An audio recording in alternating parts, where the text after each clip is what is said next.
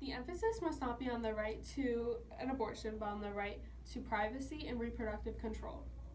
This is a quote from Ruth Bader Ginsburg, the second female justice of the Supreme Court. This quote explains that women should have control and privacy in the choice of an abortion.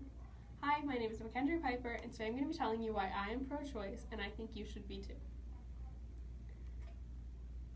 Before I get into my reasons, I'm going to give you some definitions. According to Planned Parenthood, an abortion is a medical procedure that ends a pregnancy. In-clinic abortions are safe and effective. In-clinic abortions are also called surgical abortions. When I refer to pro-life, I am referring to the group of people that believe abortions should not be allowed. When I refer to pro-choice, I am referring to the group of people that believe that the choice to a woman, that believe that a woman should have a choice in whether or not she is having an abortion.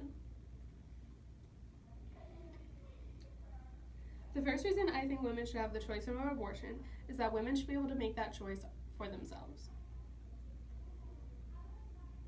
Some reasons as to why people are pro-life include their religion doesn't believe in it, their personal morals wouldn't allow it, or they believe it is equivalent to murdering a baby. Focusing on the religious standpoint, if you wouldn't get an abortion because your religion doesn't believe in it, then don't. But your personal religion should not affect someone else's choice on whether or not they're getting an abortion. Let's talk about personal morals. If you personally don't believe in abortions, don't get one. But again, your personal morals should not affect whether or not someone is continuing their pregnancy. There's a difference between a baby and a fetus. A fetus is an offspring 8 weeks old or less. A fetus relies completely on their mother. The first trimester of the pregnancy is when more than 60% of all abortions happen. The first trimester is 12 weeks long. A fetus is thought to have the same mental capacity as a tulip. A baby, however, has much more mental brain activity. And only about 30% of abortions happen after the first trimester, and that is only when it's absolutely necessary. So no, abortion is not equivalent to murdering a baby. The second reason as to why I believe women should have the choice of an abortion is that if abortions are made illegal, so many unsafe ones will happen. Pro-life leaders assume that if abortions are made illegal, they will just stop happening altogether. This is false. According to the World Health Organization, almost all unsafe abortions happen in developing countries that don't allow abortions. So if America made abortions illegal, they would still happen, just under very unsafe circumstances.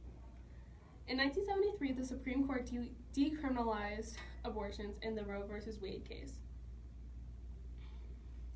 Prior to this, it was estimated that 200,000 to 1.2 million abortions happened per year, according to the Guttmacher Institute. So clearly, if they're made illegal, they will still happen, just in much worse circumstances. Women don't just get abortions for fun. They get them because that's what's absolutely necessary for them and their bodies. So if a woman needed an abortion, she would do whatever she could to get that procedure. The third and final reason I am pro-choice, and I believe you should be too, is that the choice should be there for anyone, regardless of their situation.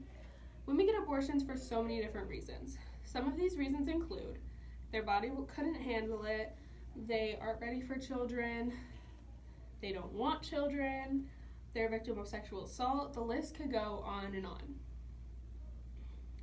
Any woman should have the option to do whatever she wants with her body.